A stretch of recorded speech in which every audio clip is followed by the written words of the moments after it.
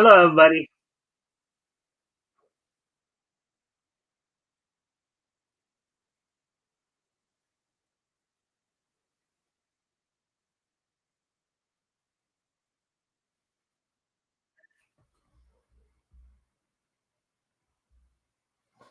All right, welcome to the Mikestand. Today is um, Monday, March the 10th, 2025. Of course, we are 1 week away from St. Patty's Day, as well as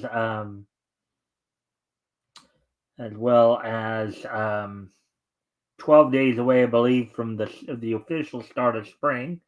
I hope everybody's having a good start to their week. Of course, going to give people a chance to come in. Friendly reminder, of course, if you haven't already, you guys can help out by liking and sharing the stream. See if we can get some more friendly people in here to engage. That'd be appreciated. Also, if anything here grabs your attention, feel free to comment and or ask questions, and I'll try to answer the question to the best of my ability. So, with that, hopefully everybody's having a good day today.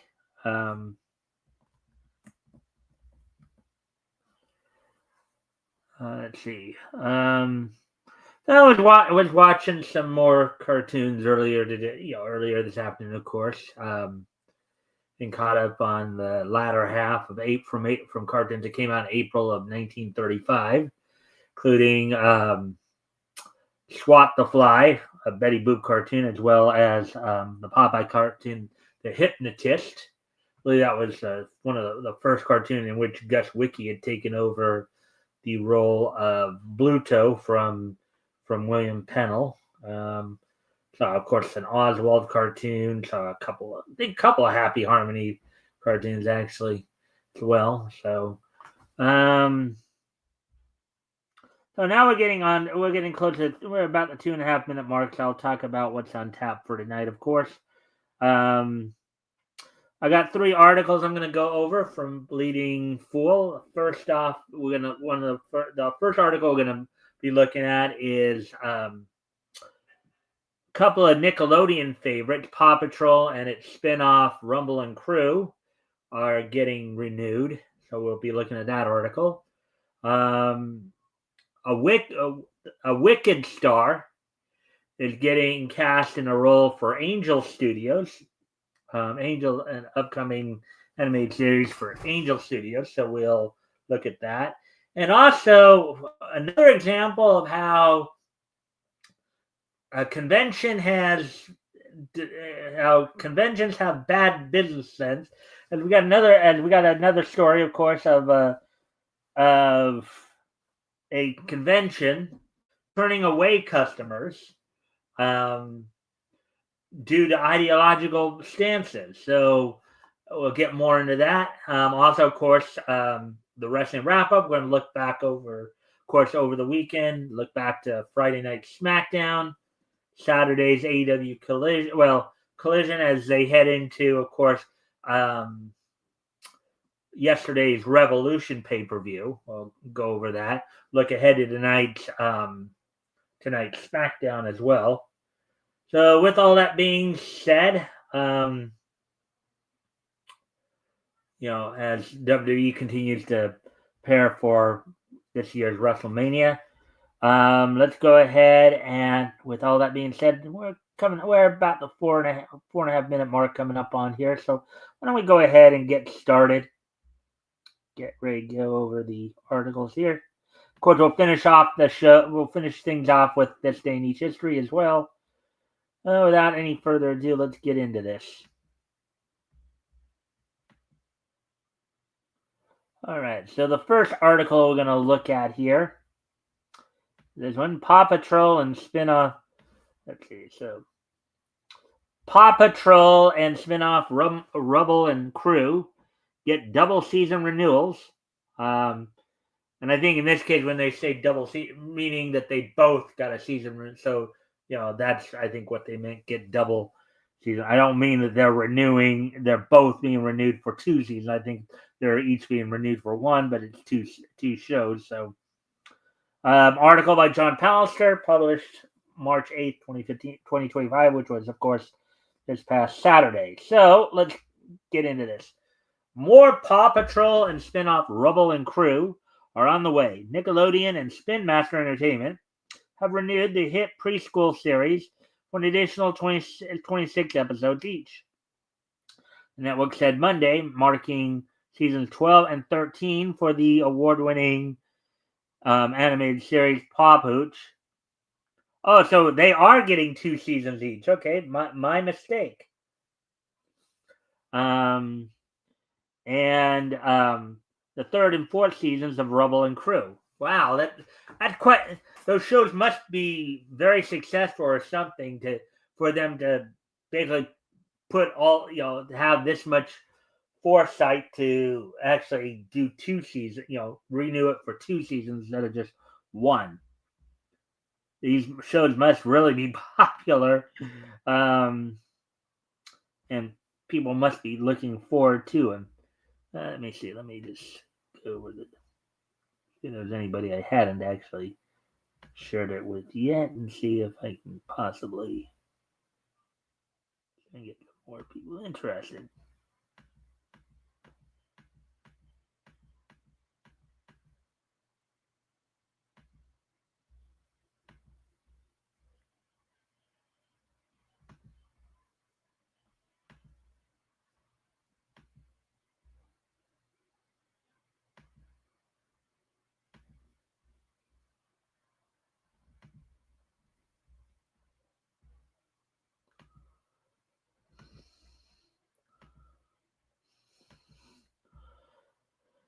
Just doing a little promoting here, just trying to see if I can find some more people to come watch. As always, hard at work. That's always how it is, right? Trying to do everything you can to do the best you can with what you got.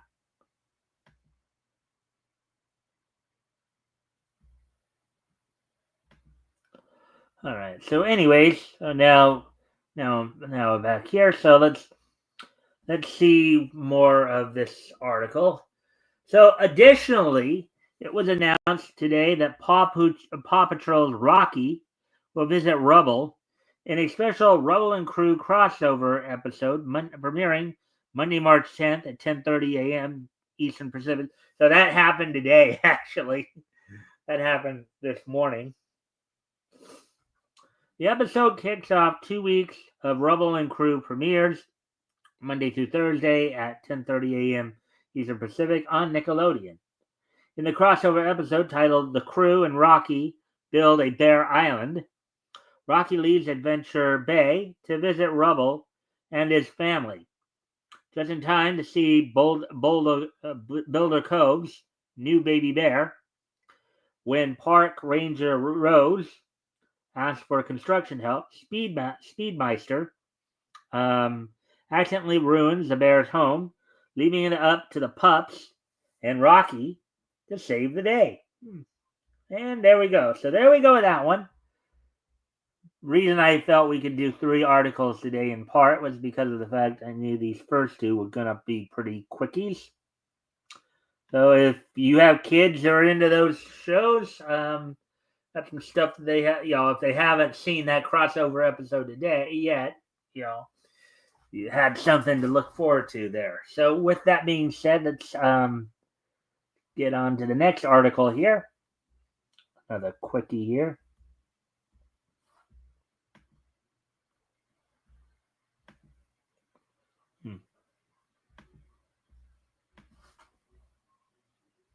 All right, so Wicked actress lends voice to Angel Studios' animated The King of Kings.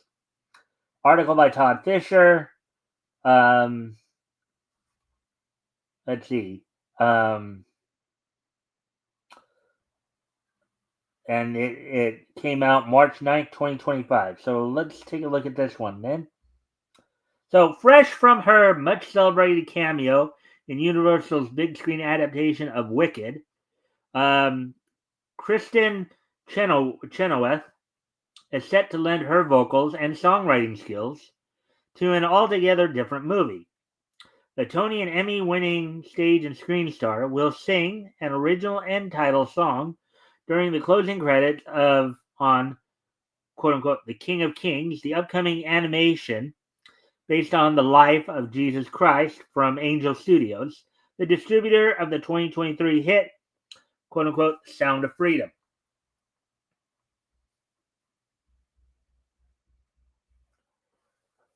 The song, quote unquote, Live Like That, described as sharing a, quote, story of yearning for a childlike faith, unquote, has also been co-written by Chenoweth alongside Kelly Collins, Tim Nichols, Matt Wynn, and was produced by Keith Thomas. As it does say in the Bible, Jesus himself would said that believers should have the faith of a child, right? When looking to him. Set to premiere in U.S. theaters on April 11th and inspired by Charles Dickens' book, quote, The Life of Our Lord, unquote, quote, The King of Kings, unquote, is billed as a contemporary telling of the life of Jesus, combining Dickens' narratives, combining Dickens' narrative with a journey of faith seen through the eyes of a child. The film arrives in theaters on April 11th. All right, so it's an action animated film. All right, not necessarily a television series, but animated film.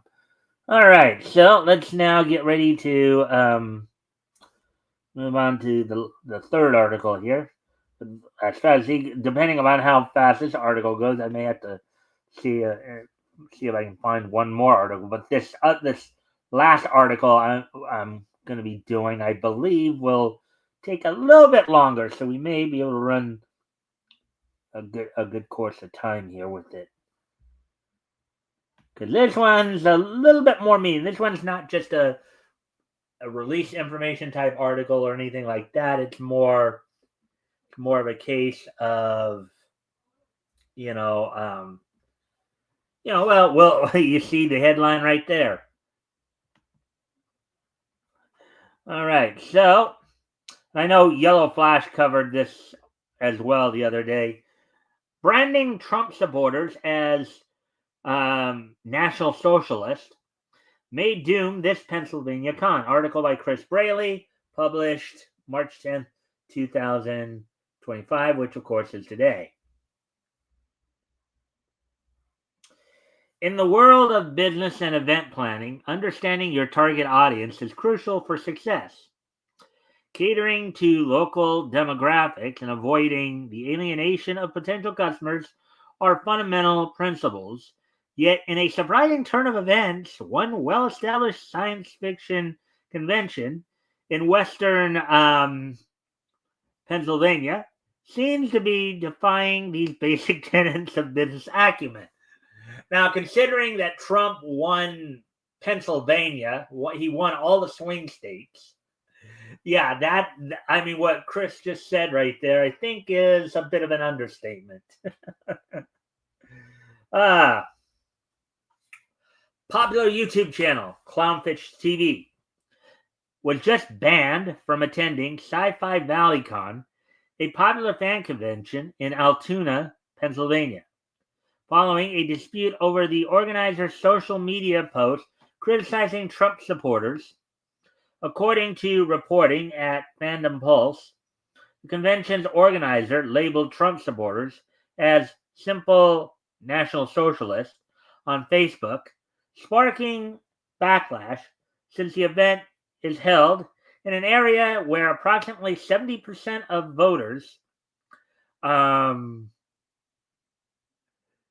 supported Trump in the last election. Yeah, there you go. You're in the lion's den, and you just basically flip the bird to the lions. Yeah, that's always a bright move, right? Always a bright move there, boys and girls, right? You're basically in the midst of the lion's den, and you decide that you're going instead of trying to play nice and be peaceful with the lions, you're gonna sit there and try to flip the lion the bird. Yeah, right. The lion's the bird. Yeah, right. Okay. So anyway, let's so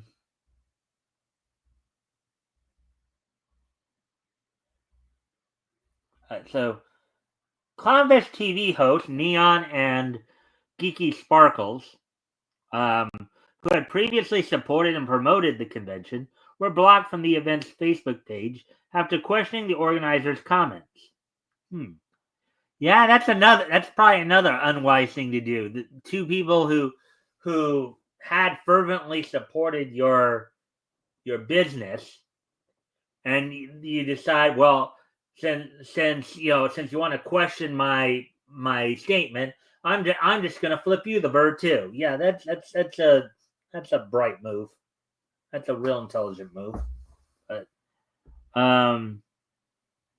let's see. The host expressed bewilderment at their sudden exclusion, noting their long history of support for the convention. This incident echoes similar controversies in recent years where individuals have been banned from conventions due to their political beliefs, including Hercules star Kevin Sorbo's ban from East Coast Comic Con, writer Larry Correa's uninvitation to Origins Game Fair, and science author blank ban from Worldcon 76 in 2018, parentheses, for which they were rightfully sued. Yeah, so not always a good thing to sit there and try to ban people or and this has been going on for the last 5-6 years. For those of you who've been around a while with me, you know that I started doing live streams more following the whole Vic Mignogna situation. And if y'all remember, he got a lot of this same treatment back in 2019, 2020. There are a number of cons, who did pretty much the same thing to him. A lot of it, well, part of it was they were basically they were Me Tooing him, but a lot of that Me Tooing was based on the fact that he was more of a conservative, So, but anyways, the Clownfish TV ban has reignited debates about political divisions within fan communities and calls for more inclusive environments at conventions. Actually, here's a more simple idea. Leave your politics at home. Why can't people just go and enjoy the content? Why can't people just go and enjoy reading a comic book? Why can't people just go and enjoy watching a cartoon or an anime or reading a manga? Why do they have to interject their ideological stances into each and every scenario? It's like we don't have to agree on everything to enjoy entertainment. Entertainment, and you shouldn't be trying to use entertainment to push particular points of view either.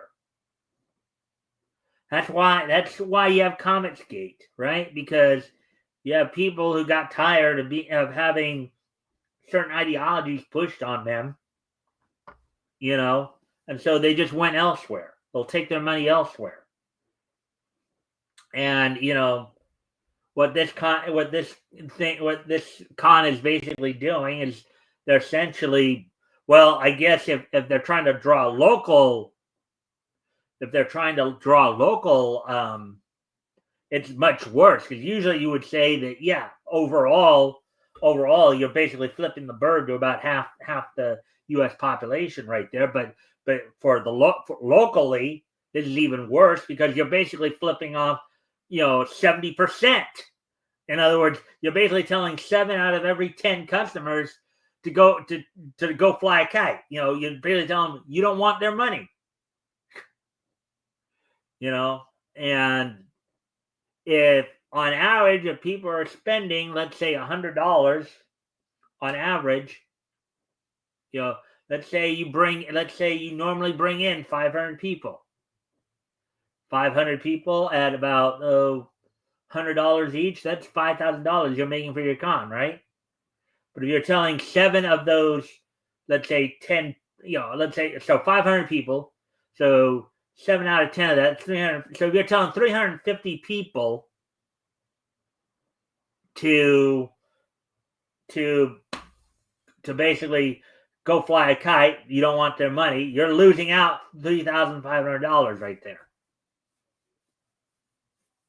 So, I mean, let's see, 500 times 100, 500 times 100. I'm sorry, let me correct myself there.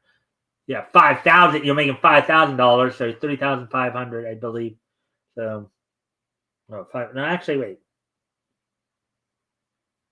$50,000 actually. All right, my mistake. If people are spending on average, let's say $100 at your con for the weekend, you get 500 in there. That's, I think, 50,000. I gotta put 4 zeros there. 50,000. So you're losing out on 35,000 of that. So you're only making 30% of what you normally get, just simply from a local standpoint. So, anyways, let's finish off the article here. Most would argue that excluding attendees based on political affiliation could potentially harm the success of these events and alienate significant portions of the audience, but not these organizers, apparently. Again, another case where ideology trumps, pun intended, trumps, profitability. As of March 10th, 2025, that's today, neither Sci-Fi ValleyCon nor its organizer have publicly commented further on the situation. You can let them know your thoughts here. So the link on this. But basically, yeah, it's not a good site there. That's not a good situation there. You're basically flipping the generally speaking, you're basically flipping the bird to about half of your potential customer base. In that local area, you're basically flipping the bird to 70% of your potential customer base. That's a losing proposition. Okay, that is a losing proposition. But apparently, these people believe that ideology trumps profitability.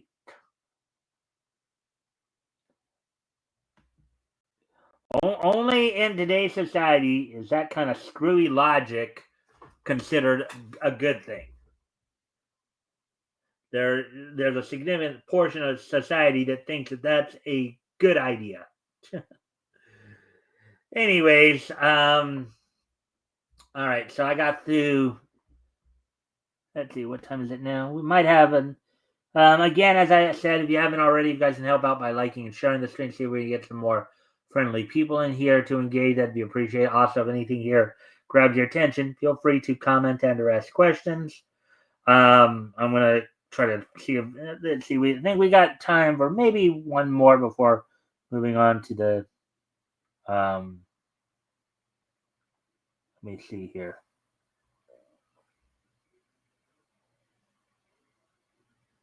$24, yeah. I'm going to see if I can try to find one more article. If not, we'll probably move on to the wrestling wrap up. But if you guys have any ideas, anything you want to share, feel free to offer any ideas on what to cover here if you have any. Anyway, I'm going to go ahead and See what I can find here. See if there's anything that's new that's come up in the last few minutes since I last checked some of these other sites.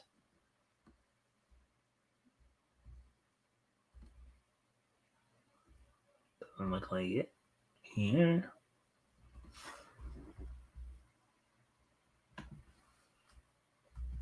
La la la la la la la la la la la. La la la la la la la la la la.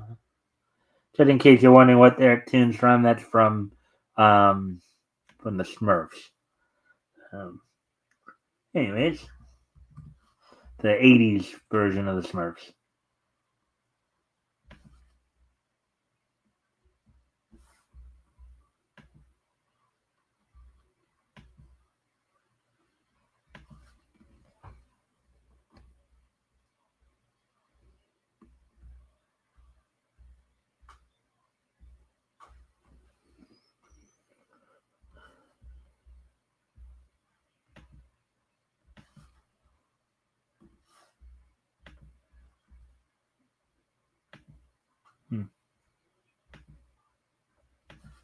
Anyways, anybody watch any good cartoons lately? Any good anime? Anything on your mind that you've about anything you've watched recently or read or anything like that? Feel free to volunteer information if you want. And for some of the people,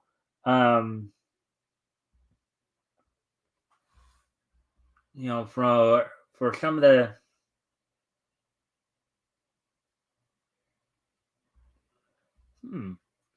looks like something that might be of some interest. I think I just found something that might be of some interest. Gonna go over here real quick.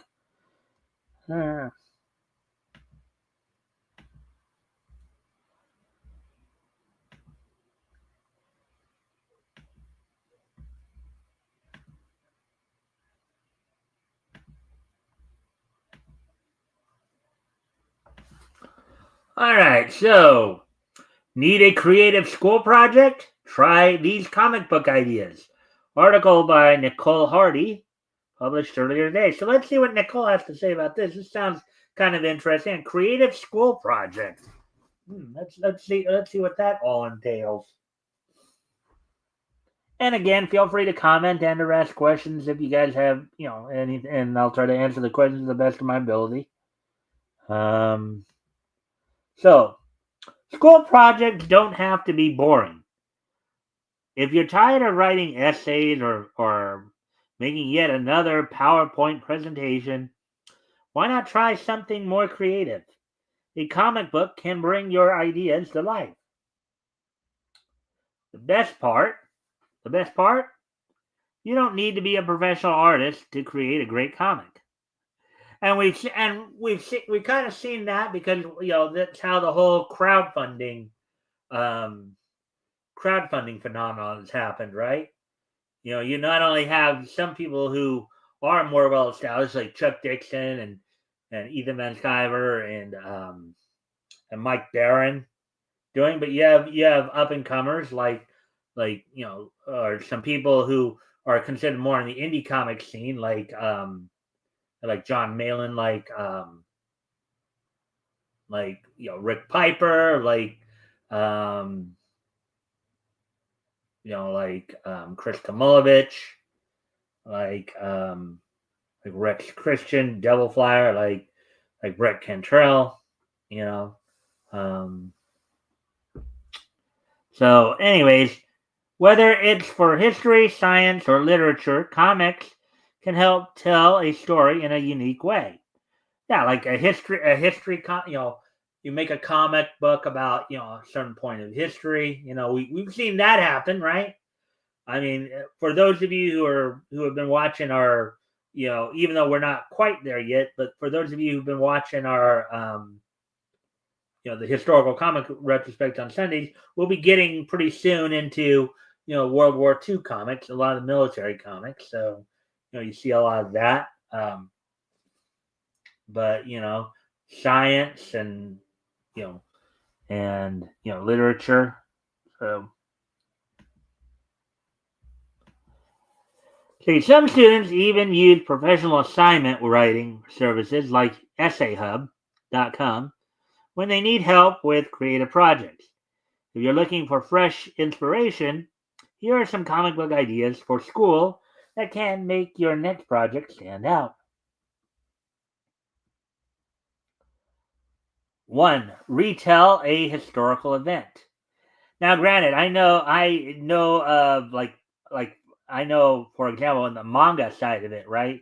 There was actually, aside from their own history, there have been some manga artists, mangakas who've actually sat there and put, some spins not only on their own history, Japanese history, but also put their spins on elements of world history as well, and even introduce people to certain characters. Like the one that comes to mind for me is, of course, Le Chevalier d'Eon. So, but anyways, retell a historical event. Transforming significant historical events into a comic book format can boost comprehension. Pick a historical figure or moment and bring it to life with dialogue, action, and emotions. Imagine showing the signing of the Declaration of Independence in the eyes of a young observer, or depicting the first moon landing from an astronaut's perspective. Good comic book ideas like these make learning more interactive and exciting. 2. Adapt a classic story. Literature class often involves reading long novels, but what if you could turn a book into a comic? Choose a story from your reading list and recreate it in a short illustrated format. Some books already have graphic novel adaptations, but you can add your own spin. Maybe you modernize Romeo and Juliet or tell Frankenstein's story from the monster's perspective. Yes, and this was actually a classic tool used in the golden age of comics. They did have some comics in which, actually, in fact, in the golden age of comics, oftentimes they would actually adapt, everything from full feature length movies to animated shorts into comic book form. So and I mean, look at Popeye, right? Look at Popeye, Bosco, Looney Tunes. A lot of these cartoons did get comic adaptations. Woody Woodpecker. So that's something to take into consideration there.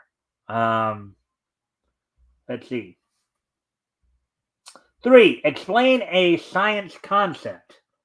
Struggling to remember how photosynthesis works? Need a better way to explain Newton's laws? Why not turn complex science topics into comics? Here's why this works. Comics simplify information with visuals. Yeah, I mean, I'm sure we've all seen some depiction of the apple falling on Newton's head when he discovered gravity, right? And I know they used that visual actually in the Schoolhouse Rock segments back in the 70s and early 80s for ABC.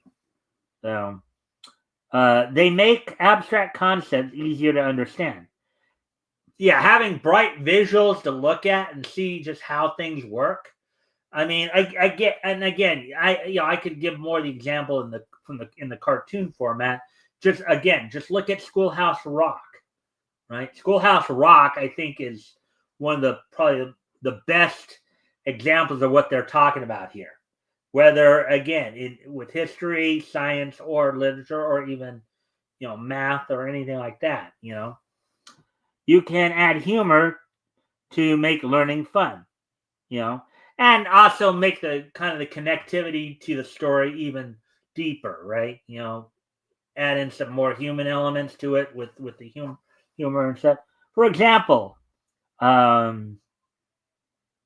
You could create a comic book about the water cycle with clouds as talking characters, or illustrate how DNA replication works with tiny cell superheroes. Yeah. Well, actually, with that, I know of another anime. I can't remember the title of it, and I watched it about a year ago. Where they even talked about that that second one, where you actually saw the people's immune systems being shown in an anime and all that. Um, and I know, like, for example, like Schoolhouse Rock, again, going back to that, um, going back to that, you know, um, comparing the central nervous system to a telegraph line, right? You know, that was quite a visual for those of us growing up in the 70s and 80s to probably get that idea, right? Right? Let's see. Moving on to the next thing. Create a superhero with a real world issue. Yeah, that one actually there is again another example of this. Granted, looking back, maybe some of you may not appreciate this, but that's Captain Planet right there, right? Whether or not you agree with climate change and all that. But superheroes don't always need capes. Think about real world problems and create a hero who solves them. Your character could be an environmental warrior cleaning up pollution, a la Captain Planet, a scientist fighting misinformation, or a student with super memory helping others study. Comic book ideas like these encourage creativity while raising awareness of important topics. 5. Turn your life into a comic. Ever thought of making a slice of life comic about your daily experiences? Again, a popular manga genre, slice of life, right? School life is full of funny, awkward, and relatable moments. Why not turn them into a short comic? Again, a lot of mangas. There's the whole thing of mangas about school life. There's quite a few famous ones too. Like Azumanga Daioh, Love Hina. Um, let's see, or on High School Host Club, right? Um, Please Teacher, Please Twins. So you could create a day in the life of a student, quote unquote, comic, showing struggles with homework, funny classroom moments, or even a dramatic retelling of forgetting your lunch at home. 6. Explore a what if scenario. What if, quote unquote, what if dinosaurs never went extinct? What if students ran the school instead of the teachers? What if robots replaced homework? Quote unquote, what if scenarios let you imagine a different reality and create a fun, thought provoking story. These comic book ideas for school encourage creativity and critical thinking. 7. Design a mystery comic. Everyone loves a good mystery. You can create a detective story set in your school where student solves strange happenings like missing homework, a hidden message in a textbook, or a secret tunnel beneath the library. If you love suspense and storytelling, this is one of the ideas for a comic book to try. Conclusion. Whether you're retelling history, explaining science, or imagining a world without rules, comics let you tell a story your way. Plus, they're easier to share and more engaging than long reports.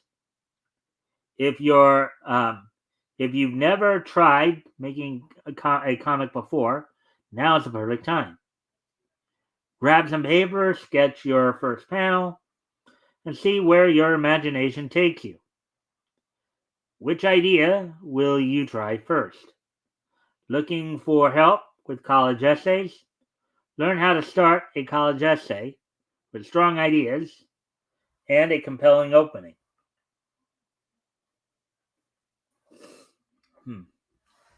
So, there you go. So, that's all the stories I'll cover tonight. So, we got through like 4 articles. That was pretty good. So, what I think I'll do now, of course, we'll move on to the wrestling wrap up here. Looking back over the weekend here and looking ahead to tonight's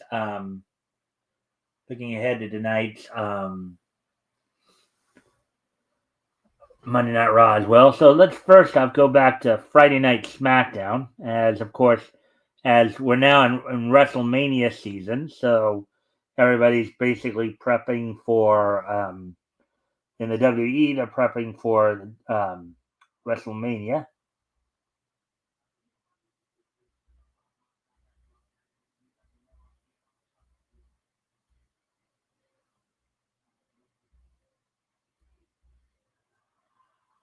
So I find that thing. All right, so from Friday Night SmackDown, of course, here's what all happened on Friday Night SmackDown. In a non-title match, WWE Women's Champion Tiffany Stratton defeated Piper Niven. And then following the match, Tiffany Stratton was attacked by her WrestleMania opponent Charlotte Flair, who tried to take out her leg and had her, basically had her screaming and tortured to the figure 8 leg lock. In a triple threat match to determine the number 1 contenders to the WWE tag titles, Pretty Deadly defeated both Los Garzas and Motor City Machine Guns. Elton Prince and Kit Wilson will wait to see who wins the I guess this week's W tag title match between champions DIY and challengers the Street Profits. They'll be so Pretty Deadly will get the next shot after that match. Braun Strowman and Solo Sikoa went to a no contest when of course Tama Tonga came in to basically start to beat down Strowman. In a street fight for the WWE Women's United States Champion, Chelsea Green retained over Michin. Drew McIntyre defeated Jimmy Uso. And the main event saw LA Knight defeat Shinsuke Nakamura for the WWE United States title. So that was all that happened on Friday Night SmackDown. And now we'll go ahead and move ahead to Saturday's Collision. Basically the go home Collision before the following night's Revolution pay-per-view.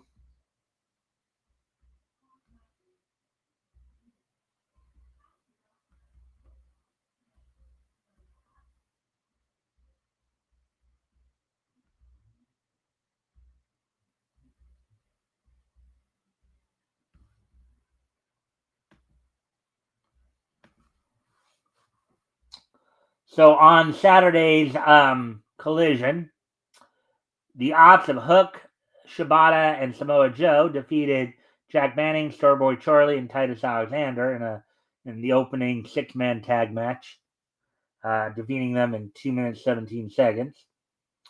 In a showcase match prior to her title shot at Mercedes Moné at AW's Revolution, Momo Watanabe, the Black Peach from Stardom, defeated the Professor Serena Deeb.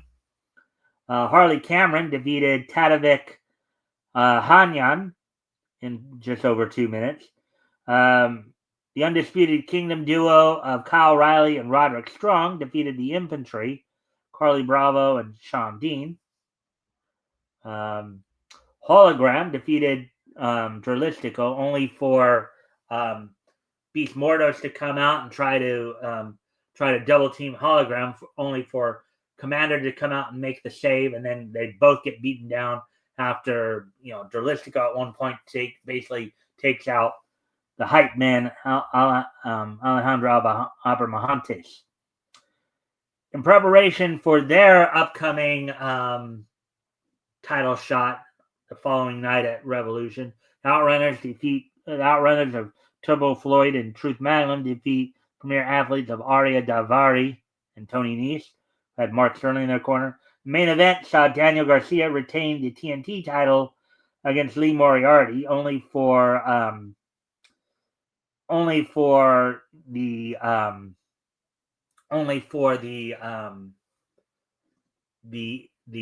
Shane Taylor promotion to try to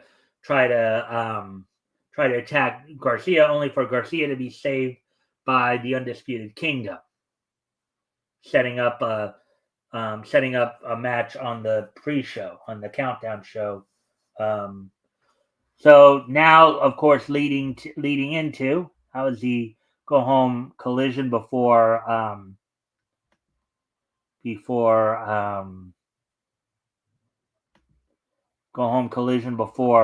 the following night's Revolution on the pre-show, which was on 0 Hour, which was on YouTube.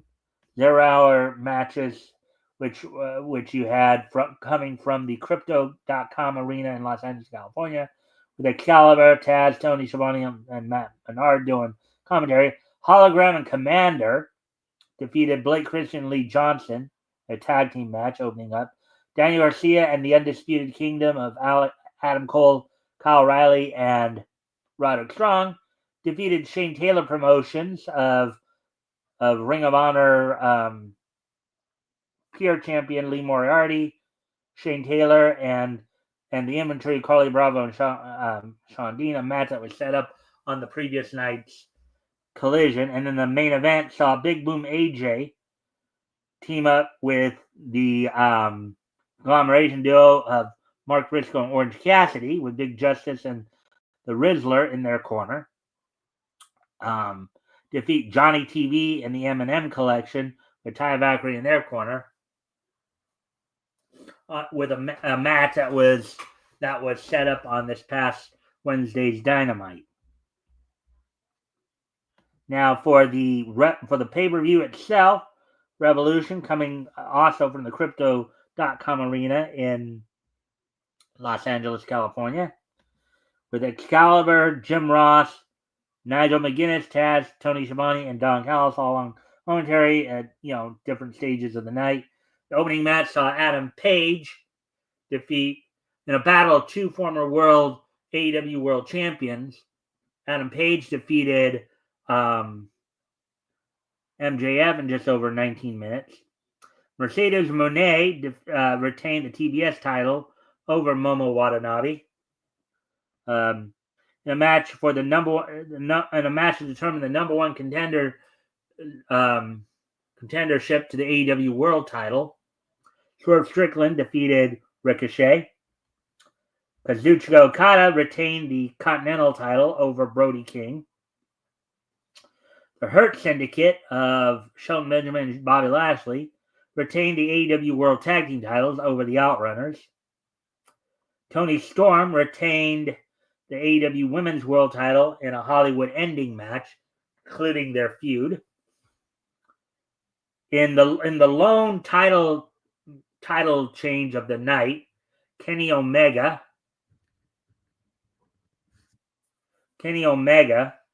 defeated Konosuke Takeshita, basically avenging his 2 losses in a week from a couple of years ago. Much to, I'm sure, Don Callis' chagrin. Of course, Takeshita is still the never open weight champion. Will Ospreay, in his first steel cage match ever, apparently, defeated Kyle O'Reilly. or not. I'm sorry, not Kyle Fletcher. And the main event saw Jon Moxley retain. Actually, what ended up happening, this match ended up becoming a three-way match. Originally, it was supposed to be Moxley versus Cope, but Christian cashed in his opportunity as well, making this a three-way in which Jon Moxley defeated both Christian Cage and Adam Copeland. After the match, Swerve Strickland came out to make the save as Moxley, as with Wheeler Yuta, were beating down Edge and Christian. And apparently there were a number of injuries that happened at the show as well. Most notably, of course, the new number one contender, Swerve Strickland, saying his eardrum was busted, asking the interview the reporters to giving them free rein to yell their questions so he could hear them.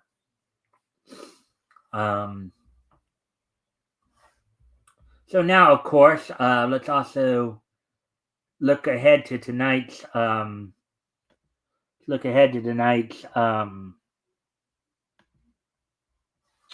Raw, on tonight's Monday Night Raw here.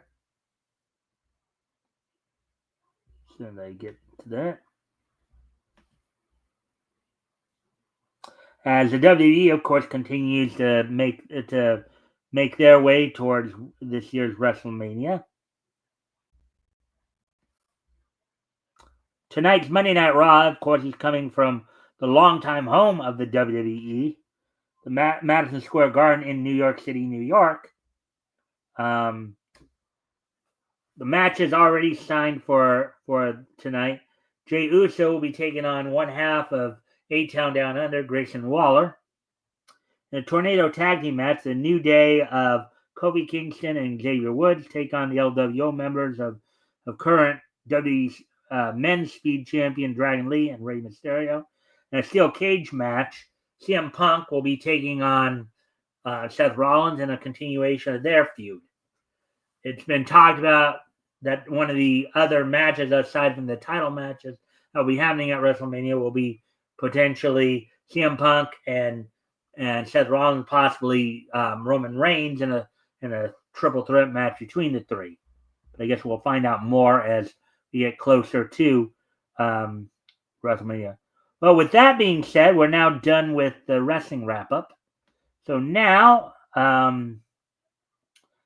with today being Monday, March the 10th, 2025, let's take a look back at this day in Nietzsche history.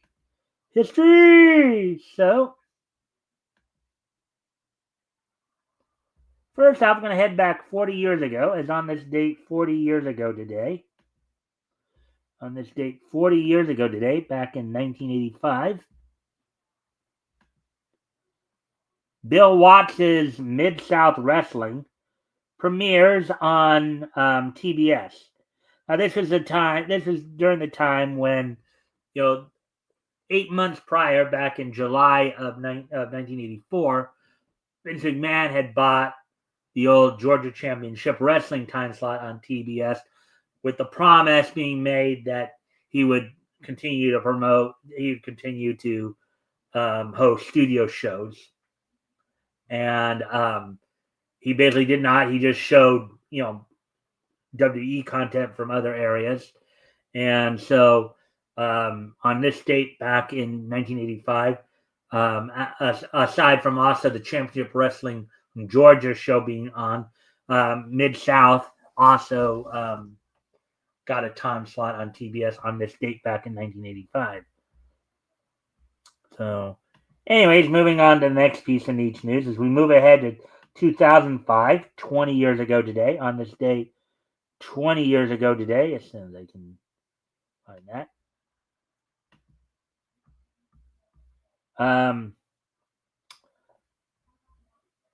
So on this date, back in 2005, 20 years ago today, Phil and Zex released the OVA Groundlands 4 Wayfarer of Time. This was based on a video game of the same name.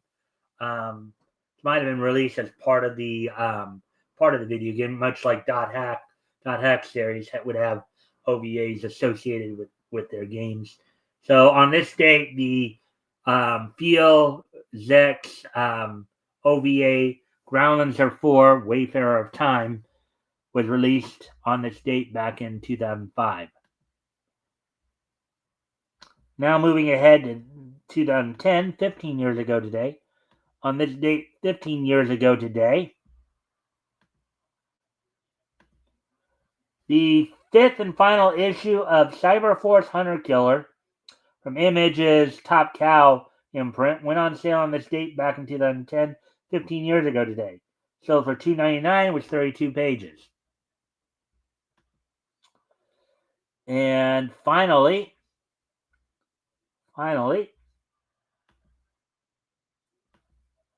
on this date in 2015, Warner Brothers Animation, in conjunction with WWE Studios, released, I believe, to direct-to-video animated film The Flintstones and WWE Stone Age SmackDown. So this was the second co-production between Warner Brothers Animation and WWE Studios following Scooby-Doo WrestleMania Mystery. The film features Fred and Barney and the whole Bedrock game, the Stone Age versions of the WWE Superstars and Divas. So on this date, 10 years ago today, Warner Brothers Animation, along with WWE Studios, released direct to video, The Flintstones and WWE Stone Age SmackDown. Could you imagine John Cena Rock, right?